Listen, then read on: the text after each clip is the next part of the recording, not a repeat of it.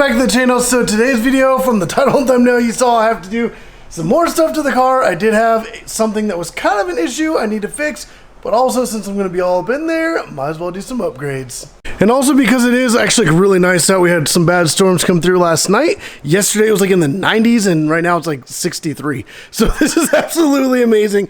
But as you see right here, we have the IPD, and you know what that, if you know what it is, then you know, but we're going to be unboxing this here in a second. And then we also have some maintenance items in here. We got the Serpentine belt as well as some spark plugs, because why not just go ahead and do that? So let's go ahead and unbox the IPD box. Man, I am so excited for this. I was going to do this a while ago, but when I saw kind of like how much work went into doing this, I was like, maybe I'll just wait on it. But like I said, since I was already going to be up into the car doing these Serpentine belts, I just decided to go ahead and get this. Man, I am so excited. I have not actually seen one of these in person now that I think about it. All right, set this aside. Woo, there it is. Oh my gosh, this thing looks beautiful. This is the IPD plenum, and this thing is going to allow for so much better airflow into the engine. Man, look at this sucker. And it even has like the little pits, kind of like how a golf ball would have, just to help air flow a lot better. And then it diverts into a Y to each side, and then maybe like balance the pressure. There's also a valve in there. I don't know all the exact details of this, but it's definitely going to help with power, even just simple bolt-on performance. But if you get a tune, you could also account for the additional airflow going into this. So yeah, this thing will sit, let's see, approximately like there. So yeah, I got to pull all that off the back. You got to get all the way up in over the engine. So yeah, it's going to be a lot of work. So let's go ahead, put this thing up on QuickJacks. If you guys don't already have QuickJacks, I suggest you get some. If you work on your own car, this is not a paid promotion, but if you guys do want to pick up some of these, there will be a link in the description down below. You guys can pick them up on Amazon, and oh my gosh, such a lifesaver. You just slide them under each side, raise the car up, and you guys can just easily work on pretty much anything. And they do slide underneath a Porsche 911. They are that slim. All right, so now we already have it up on the QuickJacks. This is the last time you'll be seeing it like this for maybe till like the end of the video. But yeah, it's another one of those days where we got to get not just all this removed, but like all down and up a lot further. So if you don't notice, like this right here is actually the back glass, and right below that is kind of where the engine is, but I need to get to the top of the engine, which is a lot further forward, and obviously you can't get to it because of the whole cab of the car. Whereas like a Cayman, they have a rear hatch that opens and then you can access the top of the engine. The 911s are way different and are not built like that. So yeah, I got to take off the whole rear bumper and pretty much all of this stuff that you see right here, these fans, the intake, this entire metal base plate right here, which funny enough, replacing this because I actually did get a new one that works better with the latch. So as you can see, this whole thing will replace all of this, and this latch mechanism will be then moved to be like right here. So it'll actually line up a lot better, and I don't have to keep using this little kind of ghetto homemade little setup I have. I mean, it's actually worked great so far, but it'd be nice to have like a better setup. And then obviously I got to make a new hole for these wires to run up through. Did wire the third brake light up in here. As you can see, there's two of them because the original hatch had one up in the vents, and then there's also one underneath the wing. It will not work if I don't have both plugged in. So I got both of those kind of hidden up in there, which you don't really notice that once you step back or when I'm actually driving until they turn on. But something else that this one doesn't have, so these are the holes for the automatic wing that went up. And as you can see, this is solid through here, whereas this one has vents all along this back edge right here, which I really do like. I'm still probably going to, instead of running the wires out this little vent hole, still probably going to make a big hole in here just for like the wires to come in and out, because I do need those. And whenever I do open and close this thing quite a bit, the wires need a place to kind of tuck in nice and easy, and I don't want to have to keep shoving it into that little vent down here. But yeah, just little things like that they got to figure out. Kind of, I guess once I get everything installed and start putting this thing back together, then I'll worry about that. But here are the spark plugs. I actually did get the official Porsche ones, as well as this belt right here, and something I love right there, it actually says Porsche on the belt. That's so freaking awesome. But yes, for this car, I do make sure I get factory parts and everything because it's not worth using kind of sketchy parts or just, you never know. So at least I know that this Porsche part is kind of good quality, and if something happens, obviously Porsche is the one that made it. I did go ahead and start pulling out some of the components from the engine bay area, which I got sitting right over here, as well as the rear wheels. But I am about to pull off the bumper. I've taken a lot of bolts out so far, but a package did just arrive. So got another box from FabSpeed right here. Obviously, we got FabSpeed as well as Darwin Pro. These brands are absolutely amazing. But let's go ahead and cut this box open, and let me show you guys what's inside.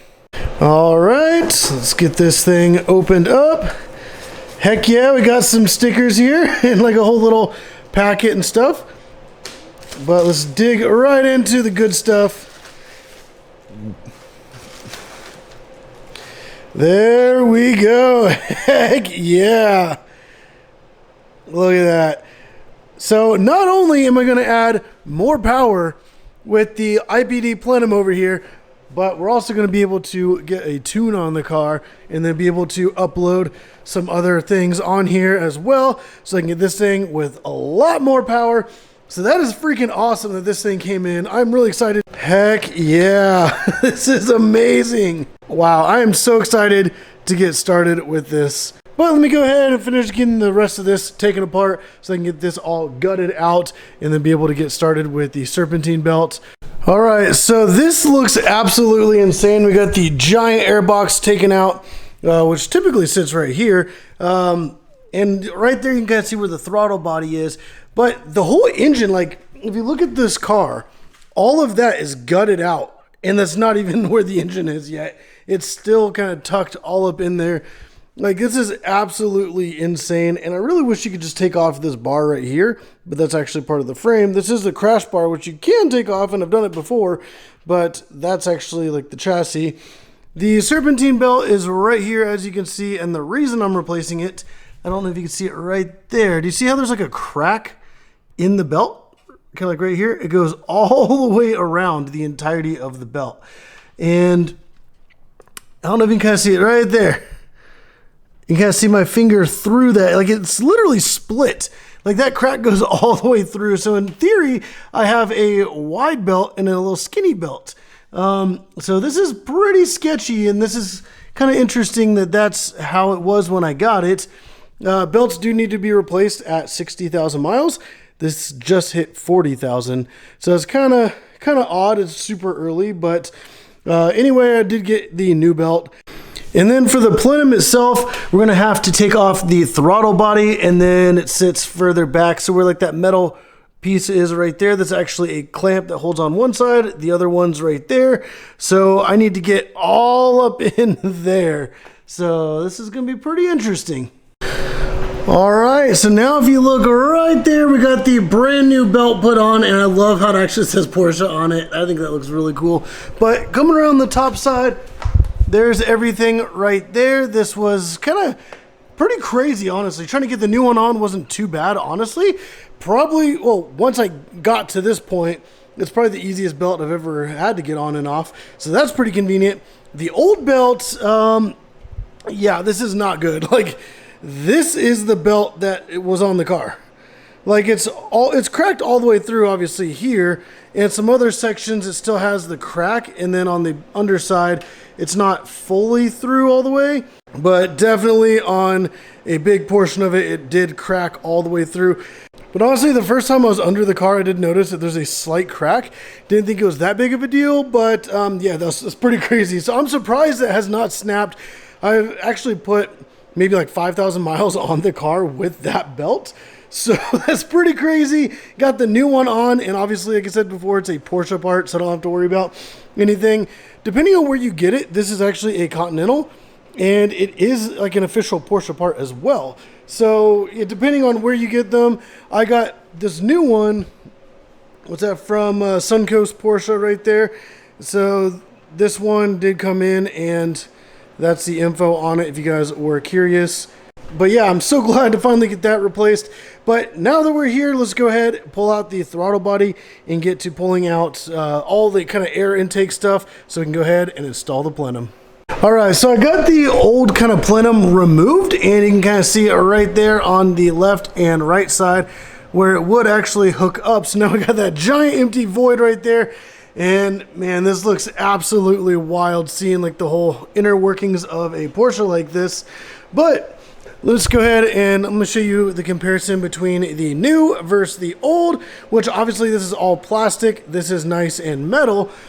But whenever you look in right here, you can kind of see where obviously that side is a little flap. And it's like that with both of them. But the air rushes in and then just hits this flat surface and then just kind of gets diverted to the left and right. Whereas the IPD one, the air comes in, it hits this little like Y shape, and then it funnels it away to each side. So if you look at it head on, you can kind of see where it sticks out right there. So the air can get like nice and distributed, and just it can just kind of flow nice and easy to left and right, plus all the pitting to help the air flow a lot better. Whereas that one, it just goes straight in, smacks that little wall, and then just kind of deflects from there. Also, I don't know if you noticed, there's this little lip right here. It's like that on the top and bottom. So it's actually kind of squished, whereas this one, it's nice, big, open and rounded all the way down. So you can kind of see a side-by-side right there, where this one has a lot less room, smacks into that. This one has way more room, and it diverts it a lot better. Apparently this thing can get like around 18 horsepower increase just by replacing this alone. So then if you do a tune to account for that, you can probably get a lot more airflow in the engine, especially with a naturally aspirated engine. This thing is a huge upgrade. So I'm really excited to get this put into the car. This was kind of crazy to get out, but hopefully it's not too bad getting the new one put in. And then obviously the throttle body will just mount right there. All right, so I forgot to film a lot of putting this thing back together, and it's, I would say, mostly put back together. Still have to obviously do the rear bumper and everything else, but it is like 10 o'clock at night, and I wanted to get everything kind of hooked up. I did take a picture of the plenum kind of sitting in place, so here that is now. But the problem I was having is I was racing against the clock because I wanted to be able to get it back together enough to be able to start it up and make sure that everything ran properly, especially with the new Serpentine belt, and then obviously the new plenum, make sure there wasn't any issues with that as well. So like I said, everything's put back together to this point.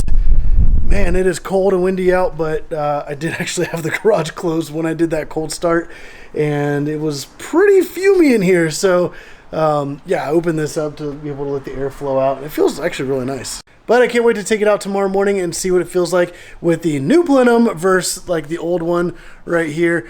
But apparently I should notice some pretty awesome power gains, and then it might actually sound slightly different. Who knows? We'll see. But I'm really excited. But I'm going to go ahead and wrap up this video right here. If you guys have any questions or comments, put down in the comment section down below. If you guys did like the video, go down and hit that like button. Subscribe if you haven't already. But as always, thank you for watching.